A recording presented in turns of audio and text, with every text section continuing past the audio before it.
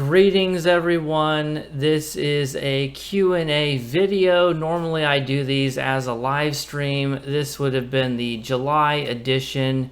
And the special thing about these videos is that anyone can submit a question to be answered, but the live chat is only for channel members. Usually these streams are a lot of fun, but for some reason tonight, I don't know if it's my internet, I don't know if it's YouTube or Google or what, but it just isn't working. Every time I try and stream, it keeps cutting out and I lose a bunch of frames and it's just unwatchable. So instead, I'm doing it in video format because I want to make sure that the 3 people who submitted questions do get their questions answered. So feel free to watch on, and maybe if you're one of those people, you'll get your question answered, or maybe you'll find the answers interesting anyway. So let's go ahead and take a look at the first question here.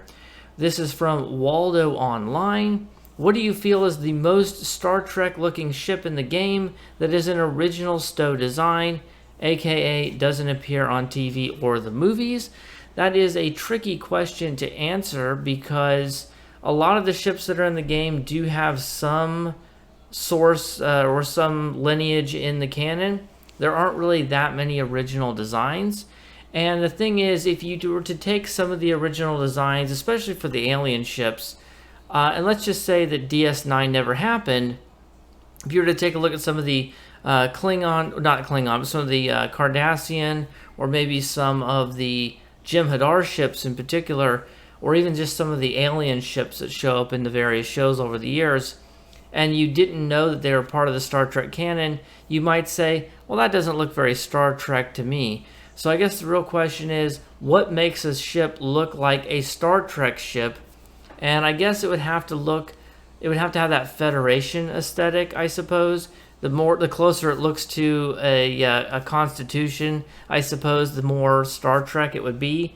So I'm not sure I really have an answer ready for that. Like, I can't say specifically what ship it is, but I would think of the Cryptic originals, the ships that look the most like either an original series Constitution or similar style ship with the saucer and the nacelles, or maybe one of the other faction ships that look closely resemble those original ships, because I think that informs the sort of design aesthetic for all the ships, and it kind of is what makes them look unique, because there are plenty of canon ships that you would never think would be canon if you didn't already know they were. So that's kind of a tricky question to answer, but it does raise an interesting question of what makes a ship look like a Star Trek ship. Kuye Milifone, I never know if I'm pronouncing that right, asks, my sympathies for the stream issues. Thank you very much, was looking forward to it, but I guess the Obsidian Order shut it down. So thank you so much. That was just put up 51 seconds ago. So thank you, Kuye Milifone. I really appreciate that. I was hoping to get the stream off tonight. So let's go ahead and look at some more questions. So from the original post where I asked you guys to submit your questions, this comes from Aaron Fulton. After coming back to the game from a long hiatus and leveling up a new tune with only crafted gear and Omega rep is up for the Mako set, I have a couple of questions.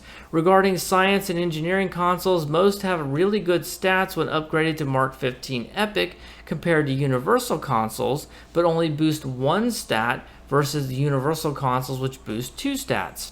I'm interested to know, do you think the base science consoles are worse than the Universals, even at Mark 15 Epic? And if so, what do you think Cryptic should do to put them on a level playing field? Well, here is the sad truth of the matter, that crafted consoles are just never going to be as good as fleet consoles.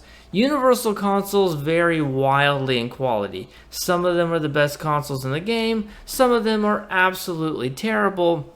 But one thing that is almost universally true is that fleet consoles are definitely better than the crafted ones.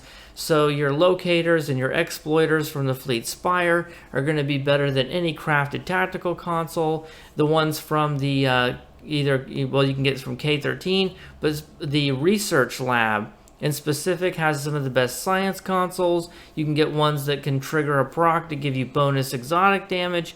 Those are going to be better than any crafted science console. And then for engineering, you probably don't want to use crafted or fleet consoles. Those are usually reserved for engineering slots, so I don't think it's worth upgrading any crafted console to Mark 15 Epic. It's okay to use them if you've just hit level 65, or maybe you're not in a fleet yet or whatever, but I definitely would never put resources into crafted or from item drops from enemies out in the game or whatever. Save your upgrade tokens, save your dilithium for at least fleet level consoles. Universal consoles are already upgraded. You don't have to upgrade those, but yeah, save your resources for the fleet versions. If you're not in a fleet, try to get in a fleet. Those are they're just better. Basically, they're the better version of the crafted consoles. Jessica Cole asks, is this the place to do your Marvel Snap gambling rant? Probably not the right place, but I'll do it anyway. Actually, it just turned out that they are going to reverse course, at least on the initial round of gambling that they put into the game, because the backlash has been so strong and so universal. There's basically no one who's happy with it. Some high-profile YouTubers have done videos basically trashing on it, and the Reddit community is completely trashing on it. So they've obviously realized, and probably looking at the metrics and how much money people have spent, that it's just not going to work out the way they thought. But the trust is all gone. It's basically a cat and mouse game. They went super ultra greedy. It turns out to be like over $800 a month in gambling the way they initially released it, and they're just going to sort of repackage it, try to make it look less obvious. Maybe they'll make it cheaper, but they're just trying to find an equilibrium point. At the end of the day, they want to put gambling in the game.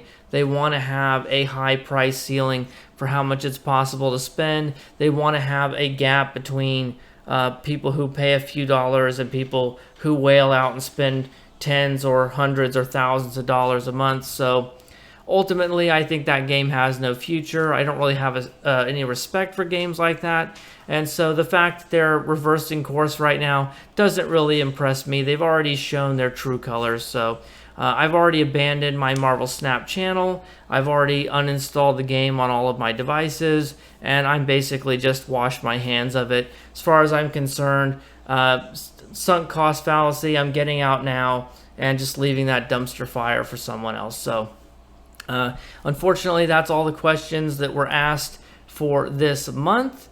But if you have questions you'd like to have answered, just put them in the comments down below and I will respond to those comments.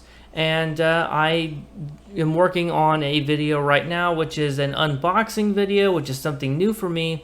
I did make a homemade light box. I got some micro machines of Star Trek figurines, and actually they're pretty good quality. They have a lot of detail on them, especially for how small they are. And so there's going to be a video of that where I'm kind of showing off all of these little Star Trek ship micro machine figurines, and that's something a little bit different, but hopefully you'll enjoy it. So stay tuned for that one. Thank you guys so much for watching. Special thank you, as always, to my channel members. I'll see you in the next one. Bye for now.